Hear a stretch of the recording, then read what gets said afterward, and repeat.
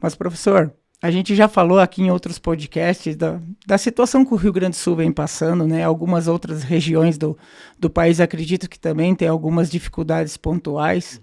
Mas, professor, a gente agora vamos falar o que a gente pode fazer para resolver o problema, né? A gente já se falou muito de problema. O que a gente pode fazer, professor? Agora, vamos dizer, colhemos a soja. Agora está lá a nossa lavoura limpa. Quais seriam os primeiros passos agora para a gente tentar desenvolver um solo, uma lavoura mais produtiva e mais que aguente mais os problemas climáticos que certamente algum virá aí pela frente? Boa. Eu vejo que uma coisa importante, Rodrigo, é assim, eu posso fazer uma proposta para ti, dependendo do tamanho da tua área, e começar a fazer um monte de análise de solo numa escala muito grande. O que eu prefiro e venho fazendo para a coisa ficar mais alinhada, inclusive depois com os investimentos que podem ser necessários à medida que eu fizer essas avaliações. Então eu vejo que assim, a minha proposta nos trabalhos do Fisiologia no Campo, elas funcionam da seguinte maneira. Cara, tu planta lá em Vacaria. Aí tu me fala, cara, me dá 2 talhões teus que eles tenham limitações, certo? Um que tem uma limitação superior e um que aumente a tua média. Então, e aí, se eu não tenho uma informação assim muito detalhada de cara, a explicação tá porque tem uma diferença aqui de 25, 30 de argila. Não, ali a gente tem problemas de nematóide. Isso é uma coisa importante que a gente tem que olhar. Os meus amigos nematologistas no Brasil falam assim, Geraldo, o único lugar que não tem nematóide no Brasil é o Rio Grande do Sul, né? E é porque a turma não avalia, ou seja, a gente tem que olhar com critério para essa parte de baixo. Então, assim, para o produtor que já vem castigado de limitações de água, excesso de água em outros momentos. Eu não quero inventar moda para a turma de fazer alguma coisa numa larga escala num primeiro momento e vamos assim fazer uma coisa que tu falou importante, que é padronizar e tentar subir esses ambientes de produção que estão mais limítrofes e entendendo com mais detalhe. Então, qual é a minha proposta? Como a gente avalia muito raízes e os ambientes de desenvolvimento de raízes, se tu me perguntar assim, onde é que a turma mais apanha, tem mais limitações? A maior limitação está na parte de baixo, então assim, sem medo de errar. Se tu pensar da porteira para fora, para ganhar mais dinheiro, eu preciso vender com melhor preço, se eu tenho a chance de armazenar em determinados momentos, travar preço, criar as estratégias. Agora, da porteira para dentro, o maior seguro ele está voltado em fazer raízes. Olha só que interessante. Sem dúvida nenhuma. O maior seguro ele está voltado em fazer raízes. Por quê? Assim, alguns exemplos bem básicos e práticos.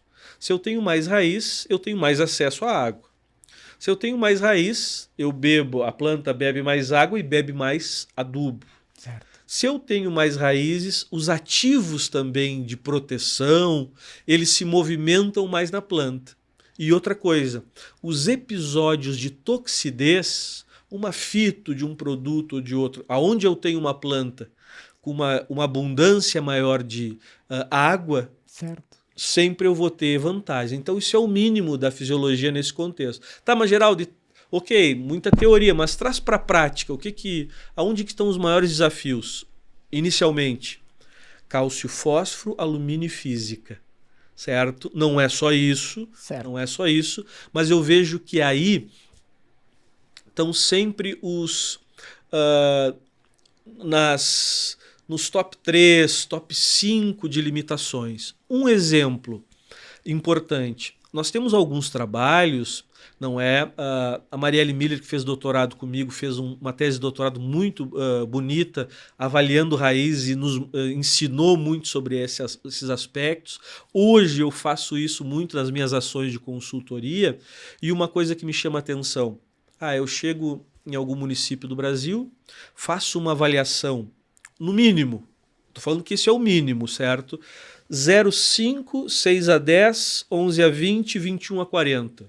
Olha só. Ah, mas Geraldo, por que uma avaliação tão superficial? Porque às vezes, pelo Brasil, Rodrigo, eu vejo assim, numa camada superficial de 0 a 5, 8 centimol de cálcio sobrando. Mas aí quando eu vou do 6 a 10, tá devendo. Nossa, e dali para baixo só E piora. aí dali para baixo só piora. E aí quando eu vejo essa situação, o que já me mostra? Cara, cálcio e fósforo são dois elementos altamente reativos no solo, se movimentam um pouco, são fundamentais para divisão e expansão de células, tem que estar muito próximo da raiz para a planta absorver.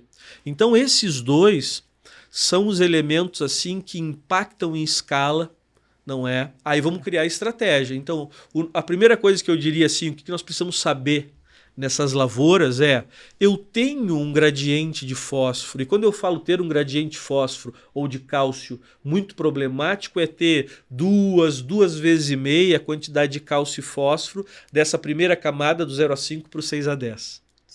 Certo? Estou falando aqui não como um cara especialista em solos, mas sim como um especialista em fisiologia e planta. Aí a gente abre as trincheiras e vê esse desafio, certo? Outra coisa, física de solo.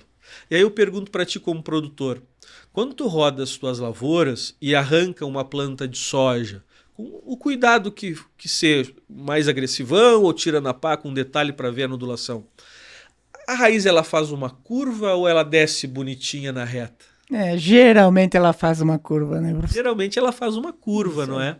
Esse fazer a curva, geralmente ele está ali entre 6 a 12 centímetros, que é o primeiro pico de compactação. Ela estava descendo na reta, ficou meio difícil, ela teve que fazer uma curvinha, descer meio atravessada para depois se alinhar. Depois dos 25 até 35 centímetros é o mais comum que a gente vê pelo Brasil. Certo. A gente faz uma avaliação, e é essa avaliação que eu recomendo, que é fazer uma avaliação de estrutura preservada de solo. Ou seja, tu manda lá, solicita para o laboratório que ele te mande aqueles anéis de estrutura preservada e tu vai fazer pequenas trincheiras de 50, uma covinha, não é? Certo. E vai retirar esse solo e entender o quê? Qual é a densidade dele, o que ele guarda de água, aonde é que tem mais problema. Porque a gente vê muito pelo Brasil uma coisa, Rodrigo, às vezes um produtor, e ele me mostra, eu tive esse exemplo em Sorriso nessa última safra. O produtor fala assim, cara, esse talhão eu tenho na média de 8 a 12 sacas a menos. Só que eu não consigo entender, porque quando a gente olha a parte de química, ela é exatamente igual. Olha só. E aonde é que está a explicação? Nesse caso, a explicação está na física. A explicação está no fluxo de água e a capacidade da planta beber essa água. Olha então só. Aí, indo para o teu questionamento, para finalizar, se tu me perguntar assim, cara, vamos fazer diferente daqui para frente? Vamos. Todo ano, vamos pegar 2 talhões, um que sobe a tua média e um que baixa. E nesses 2 talhões, a gente vai olhar para a química com um pouquinho mais de detalhe. Eu faço avaliações, em alguns casos, onde é possível e o nível está em outro nível tecnológico, até 1 metro. Olha só. Mas para começar, 0,5, 6 a 10, 11 a 20, 21 a 40. Certo? Vamos olhar a parte física, com essa estrutura até 55 centímetros no mínimo. E mais uma coisa, entender da vida do solo. Porque geralmente, quando o produtor ele deu o primeiro salto, melhorou a química, melhorou o fluxo de água, vai chegar num ponto que ele deu um salto e a produtividade aumentou, mas depois ela vai estagnar. Exatamente. E aí, o próximo passo é a questão de vida. Aí acontece o seguinte, tem uma análise que o pessoal do Laborsolo faz no Paraná, e eu sou muito fã dessa análise, que é chamada Soil Food Web, que é o quê? Cadeia alimentar de solo. Certo? Só que é o quê? Eu pego uma camadinha de 10 centímetros de solo, é uma análise de R$100 e poucos, não é nada de absurdo. Certo. Certo? E o que eu vou ter ali? O que eu tenho de nematóide benéfico, de fungo benéfico, de bactéria benéfica.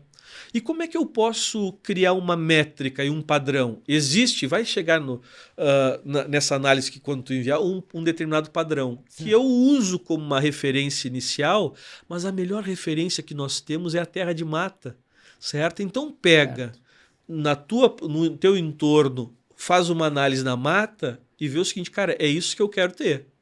Olha Não aí. é? Então aí tu fez o quê? Tu olhou para química fora da média, porque não é só o 0 a 10, 11 a 20. Não é só um 0 a 15. É 0 a 5, 6 a 10, 11 a 20, 21 a 40. Por que tão superficial? Para entender se eu tenho gradientes de cálcio e fósforo. Segunda coisa, vamos entender como é que está o fluxo de água. Com certeza. Terceira coisa, vamos pegar essa camada e entender como é que está a vida. Aí, tendo de posse essas informações nesses dois ambientes, um que tu produz bem mais e outro bem menos, a gente vai começar a criar estratégias assim. Mas aí quando eu for te recomendar, não vai ser uma loucura de recomendar para toda a tua área. Sim. E aí todo ano a gente vai fazendo esse giro. E a gente vai galgando produtividade, ajustando as médias, mas sem fazer loucura. Olha, então essa é a minha recomendação.